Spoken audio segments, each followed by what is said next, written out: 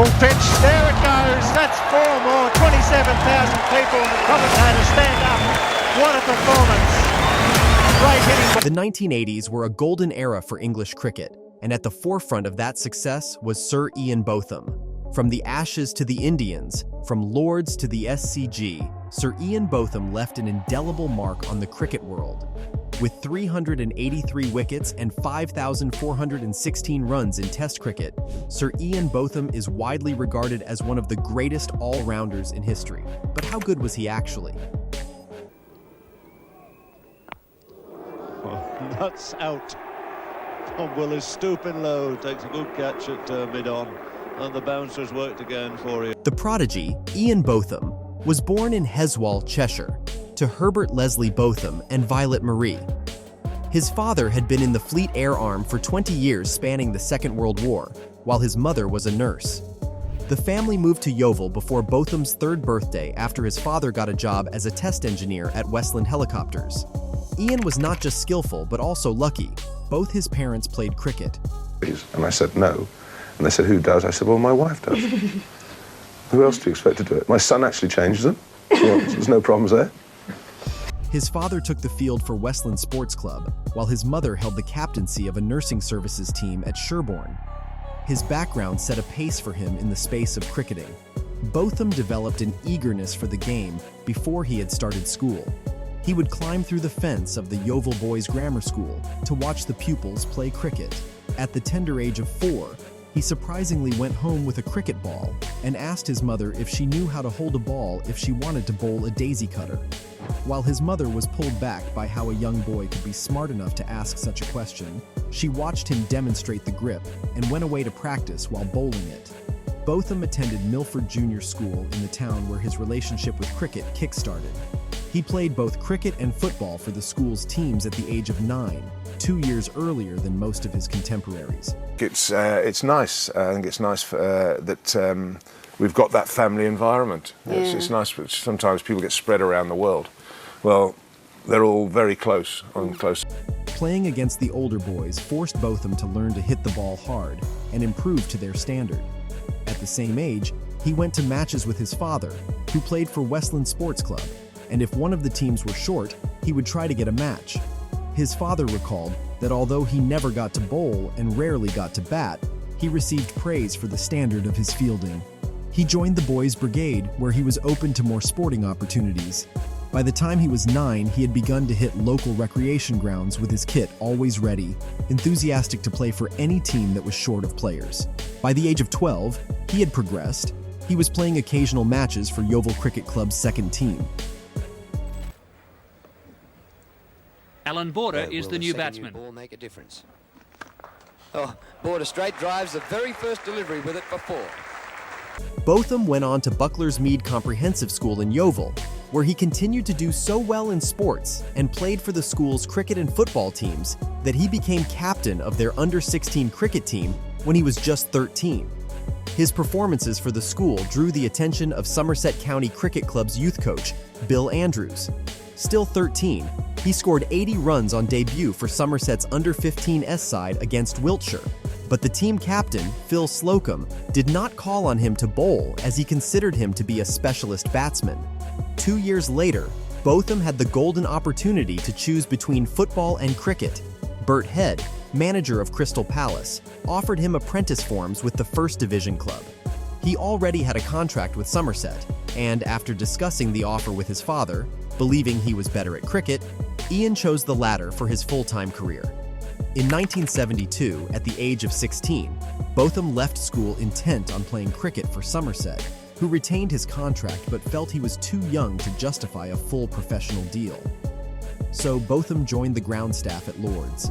As a ground boy, he had numerous tasks, such as cleaning the pavilion windows, pushing the roller on match days, selling scorecards, pressing electronic buttons on the scoreboards, and rushing bowling analyses to the dressing room.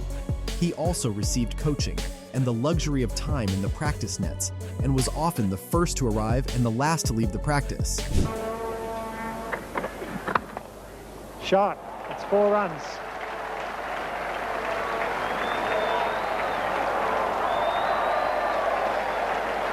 Despite his time in the nets, Botham was only considered by Marylebone Cricket Club coach Harry Sharp to have the potential to become a good average county cricketer. Botham traveled to play for Somerset under 25 SA number of times during the season, but failed to excel in any of the matches. His appearances for the MCC were in a similar vein. He rarely scored more than 50 runs and was used sparingly as a bowler. In one such match against Scotland A, the MCC young cricketers used 8 bowlers in their second innings, but Botham was not among them. This, however, didn't stop him. The following year, still a ground boy at Lord's, Botham was asked to return to play for Somerset's under-25s more often. Against Glamorgan U25, he scored 91 whopping runs and took 3 tail-end wickets, while just under a month later, he claimed a further 3 wickets against Hampshire. He advanced to play for the county's second team in the Minor Counties Championship, and although he was still used sparingly as a bowler, he made some good scores with the bat, most significantly against Cornwall, against whom he aggregated 194 runs in 4 innings. During winter nets prior to the season, luck met him as he had caught the eye of the former England Test cricketer Tom Cartwright, who coached at Millfield School in addition to playing for Somerset. Cartwright was impressed by Botham's footwork and physical coordination, which helped him learn the basics of swing bowling, something Botham picked up astonishingly quickly, according to Cartwright. What about that? That is quite incredible. Quite incredible. First ball, bonk for 6. Botham had done well for the Australian cricket competition, and he later acknowledged the help and advice he received from Somerset players Peter Robinson, Graham Burgess, and Ken Palmer. Just at age 17, Botham made his senior debut on Sunday, 2nd of September, 1973, when he played in a List-A John Player League match, 38 overs each against Sussex at the county ground, Hove. He held the dream of every young boy his age. The match was in the same week that his time on the Lord's ground staff was completed. Somerset batted first, and Botham, who played number 7 in the batting order, scored 2 runs before he was dismissed leg before wicket by Mike Buss. Somerset totaled 139 for 9. Sussex won comfortably by 6 wickets, reaching 141 for 4 with 15 deliveries remaining. Botham bowled 3 overs without success, conceding 22 runs. He did impress, however, by taking a diving catch to dismiss his future England colleague Tony Greig off the bowling of his captain Brian Close. The roar from the spectators still lives rent-free and mortgage-free at the field. On the 12th of June, 1974, Ian ran ahead of luck. However, the luck caught up with him. He was to play against Hampshire at Taunton in a Benson and Hedges Cup quarter-final. He was facing the West Indian fast bowler Andy Roberts, who delivered a bouncer which hit him in the mouth. Despite heavy bleeding and the eventual loss of 4 teeth, Botham refused to leave the field and carried on batting. He hit 2 sixes and made 45, enabling Somerset to win by 1 wicket. He won the Gold Award. Later, he said he should have left the field, but was full of praise for Mosley and Clapp. Not only did he win a gold from the match, but he also won a good reputation.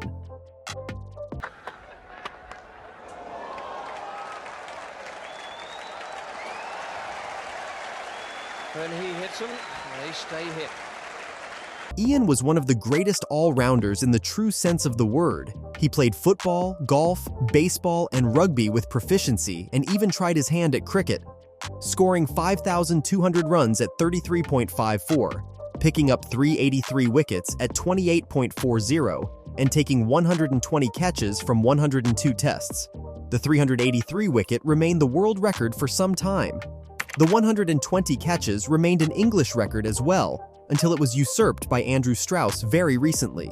Such was the dizzying rate at which he accumulated runs and collected wickets that he was enlisted as one of cricket's greatest after just 50 tests. The numbers are mind-boggling. No cricketer other than Botham has scored 100 and taken 5 wickets in the same test more than twice. Botham has done it 5 times. He, Imran Khan, and Shakib Al Hassan are the only players to have scored 100 and taken 10 wickets in the same test. Barring Kapil Dev, he is the only cricketer to have scored 5,000 runs and taken 300 wickets in Test cricket. He had achieved the 1,000-run 100-wicket double at the age of 23 after just 21 tests. the 2000 run 200 wicket double at 26 after 42 tests, the 3000 run 300 wicket double at 28 after 72 tests, by which time he had crossed the 4,000 run barrier as well. All three were world records in terms of number of tests. Just a well-hit foul in baseball, but that is probably a home run. Right down the ground. He had also scored 14 hundreds and taken 27 5-4s. Turning up for Somerset, he formed one of the most feared pairs in the county circuit with Viv Richards. Even if it comes down to individual performances, Botham's all-round accolades are second to almost none. Looking back at them a few decades from when they had occurred, they seem phenomenal, though none more than the 1981 Ashes. His Humpty of 149 after following on and winning the most unbelievable of tests at Headingley, coming at odds of 500, is well known. But what is not so popular is the fact that he picked up 5 for 11, including a spell of 5 for 1, to bowl out Australia in the very next test at Edgbaston when they chased 151 for a victory. In the following test at Old Trafford, he scored an outrageous 118 from 103 balls and took 5 wickets to seal the Ashes. And to round things off, he took 10 wickets at the Oval, a sensational series performance in the true sense of the word. Full pitch, there it goes, that's 4 more, 27,000 people and the commentators stand up. What a performance. Great hitting by the great all-rounder. Botham's exploits at Headingley in 1981 have passed into national, not just cricketing folklore. After bagging a pair at Lord's and relinquishing the captaincy, Botham roared back in style in Leeds. England's premier all-rounder picked up 6 wickets in Australia's first innings and top-scored in the home side's reply with 50. Despite his heroics, England was faced with a first-innings deficit of 227. With Mike Brearley's side reduced to 135 for 7 and staring defeat in the face, Botham, with the help of Graham Dilley, Chris Old, and Bob Willis, staged the greatest comeback in Test cricket history. Botham smashed 149 from just 148 balls to give England a sniff of a famous win. Set just 130 to win, the Australians collapsed in the face of a fearsome spell from Willis, and the Botham legend was born. It's a short ball, and Botham this time smashing it away high in the square. And that's gone well back up into the Clem Jones stand. Spectators who only saw the latter stages of Botham's career might have wondered how he managed to collect 383 test wickets. Wobbling in and bowling at a lick over medium pace, Botham didn't then fit the mold of the fiery fast bowler. A quick look at Beefy's efforts at Edgbaston in 1981 tells the true story though. Fast, aggressive, and moving the ball both ways, Botham was far too good for a brittle Australian lower order. That is flattering anyway, that people come through and do that. But if you can entertain them and give them value for money, surely you're making a contribution to society, because people are, not all people are as lucky. Set a meager target of just 151, Kim Hughes' side wilted under the pressure, subsiding from 87 for 3 to 121 all out. Botham was the destroyer-in-chief, taking 5 wickets for 1 run in a devastating match-winning spell. While Botham's innings at Headingley may be more famous, his century at Old Trafford 2 tests later was even better.